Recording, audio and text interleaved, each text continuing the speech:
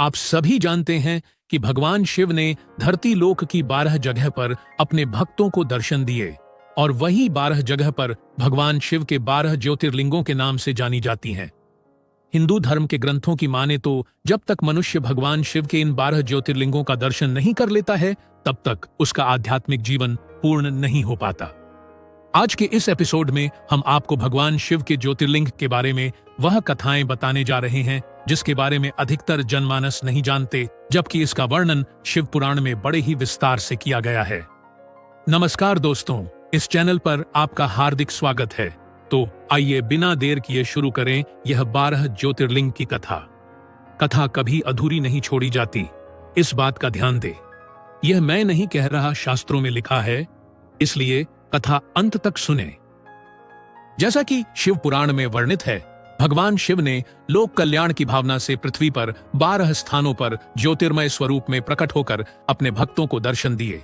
यही 12 स्थान कालांतर में भगवान शिव के 12 ज्योतिर्लिंग कहलाए।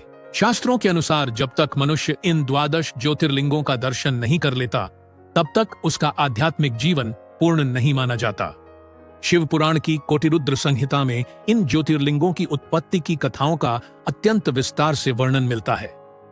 प्रथम ज्योतिर्लिंग सोमनाथ की कथा प्रजापति दक्ष और चंद्रदेव से जुड़ी है। प्रजापति दक्ष ने अपनी 27 कन्याओं का विवाह चंद्रमा से किया था। चंद्रमा ने रोहिणी से अत्यधिक प्रेम किया और अन्य पत्नियों की उपेक्षा करने लगे। इससे दुखी होकर दक्ष की पुत्रियां अपने पिता के पास पहुंचीं और अपनी व्यथा सुनाई। प्रजापति दक्ष ने चंद्रमा को समझाया कि सभी पत्नियों के साथ समान व्यवहार करना चाहिए, किंतु चंद्रमा ने उनकी बात नहीं मानी।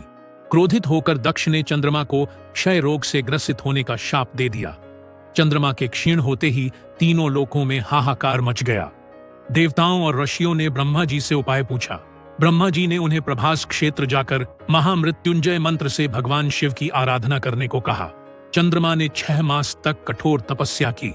प्रसन्न होकर भगवान शिव प्रकट हुए और वरदान दिया कि एक पक्ष में चंद्रमा की कलाएं क्षीण होंगी और दूसरे पक्ष में पुनः बढ़ेंगी।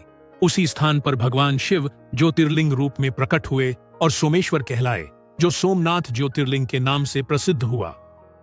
द्वितीय ज्योतिर्लिंग मल्लिकार्जुन की कथा गणेश और कार्तिकेय से संबंधित है। भगवान शिव और माता पार्वती ने दोनों पुत्रों के विवाह का विचार किया और निर्णय लिया कि जो पहले पृथ्वी की परिक्रमा कर आएगा, उसका विवाह पहले होगा। कार्तिकेय अपने वाहन मयूर पर सवार होकर निकल पड़े, जबकि गणेश जी ने अपने माता पिता की परिक्रमा कर ली और कहा कि माता पिता ही मेरे लिए संपूर्ण संसार हैं। इससे प्रसन्न होकर शिव पार्वती ने गणेश का विवाह सिद्धि बुद्धि से कर दिया। जब कार्तिकेय लौटे और यह जाना तो वे दुखी होकर क्रौंच पर्वत चले गए। शिव पार्वती उनके वियोग में ज्योतिर्मय रूप में वहीं प्रकट हुए। पार्वती मल्लिका और शिव अर्जुन स्वरूप से मल्लिकार्जुन ज्योतिर्लिंग के रूप में प्रतिष्ठित हुए। उज्जैनी नगरी में राजा चंद्रसेन भगवान शिव के परम भक्त थे। उन्हें शिव की कृपा से चिंतामणि प्राप्त हुई, जिससे उनका यश दूर दूर तक फैल गया। अन्य राजाओं ने उस मणि के लिए उज्जैन पर आक्रमण किया। उसी समय एक निर्धन बालक शिव भक्ति में लीन होकर पत्थर को शिवलिंग मानकर पूजन कर रहा था। उसकी माता ने अज्ञानवश उसे रोक दिया, पर शिव की कृपा से वहां भव्य मंदिर और स्वयंभू लिंग प्रकट हुआ। भगवान शिव ने महाकाल रूप में प्रकट होकर भक्तों की रक्षा की और तभी से यह महाकालेश्वर ज्योतिर्लिंग कहलाया। ओंकारेश्वर की कथा में देवर्षि नारद द्वारा इंद्र के अहंकार को तोड़ने का वर्णन है। विंध्य पर्वत ने शिव की कठोर तपस्या की। प्रसन्न होकर शिव वहीं निवास करने लगे। ओंकार स्वरूप 2 भागों में विभक्त हुआ, ओंकारेश्वर और अमलेश्वर, और यह ज्योतिर्लिंग नर्मदा तट पर प्रतिष्ठित हुआ। केदारनाथ में भगवान विष्णु ने नर नारायण अवतार लेकर पार्थिव लिंग से शिव की उपासना की। प्रसन्न होकर शिव ने वहीं ज्योतिर्लिंग रूप में निवास किया, जो केदारनाथ कहलाया। भीमाशंकर की कथा में कुंभकर्ण के पुत्र भीम नामक राक्षस का वर्णन है, जिसने देवताओं को पराजित कर दिया था। शिव भक्त राजा सुदक्षिण की रक्षा हेतु भगवान शिव प्रकट हुए और राक्षस का वध किया।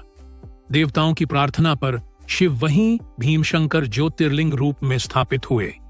इस प्रकार शिव पुराण में वर्णित प्रत्येक ज्योतिर्लिंग की उत्पत्ति लोक कल्याण, भक्त रक्षा और अधर्म विनाश के लिए हुई। जो भक्त श्रद्धा और भक्ति भाव से इन ज्योतिर्लिंगों का स्मरण, दर्शन और पूजन करता है, वह सभी पापों से मुक्त होकर शिव कृपा का पात्र बनता है और अंततः मोक्ष को प्राप्त करता है। काशी क्षेत्र में स्थित विश्वनाथ ज्योतिर्लिंग को स्वयं मोक्षदायिनी नगरी का अधिष्ठाता माना गया है। पुराणों के अनुसार काशी वह स्थान है जहां सृष्टि के प्रलय के समय भी भगवान शिव अपने त्रिशूल पर इस नगरी को धारण किए रहते हैं। ऐसा कहा गया है कि स्वयं भगवान विष्णु और ब्रह्मा ने इस क्षेत्र की महिमा को स्वीकार किया।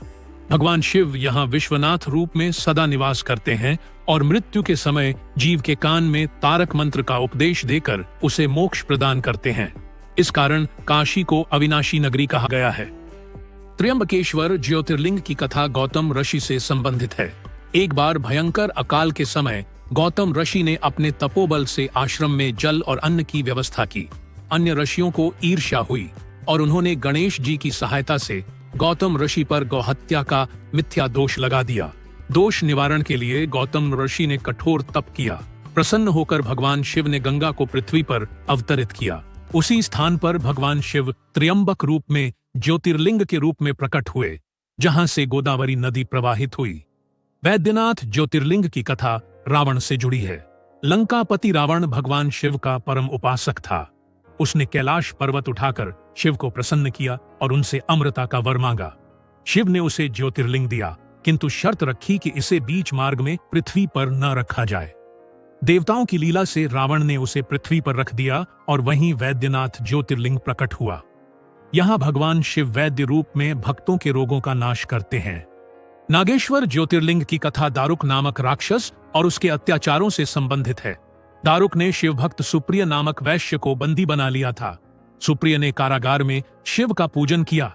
उसकी भक्ति से प्रसन्न होकर भगवान शिव प्रकट हुए और दारुक का वध कर दिया। उसी स्थान पर नागेश्वर ज्योतिर्लिंग की स्थापना हुई, जो भय और विष से रक्षा करने वाला माना गया। रामेश्वरम ज्योतिर्लिंग की कथा भगवान श्री राम से जुड़ी है। लंका विजय से पूर्व श्री राम ने समुद्र तट पर शिवलिंग की स्थापना कर भगवान शिव की आराधना की। हनुमान जी काशी से शिवलिंग लाने में विलंब कर बैठे, तब माता सीता द्वारा रेत से बनाए गए शिवलिंग की स्थापना की गई। भगवान शिव ने प्रसन्न होकर वहीं ज्योतिर्लिंग रूप में निवास किया, जिसे रामेश्वरम कहा गया। कृष्णेश्वर ज्योतिर्लिंग की कथा घृष्णा नामक एक परम शिव भक्त स्त्री से जुड़ी है। वह प्रतिदिन सैकड़ों पार्थिव शिवलिंग बनाकर पूजन करती और उन्हें नदी में प्रवाहित कर देती थी।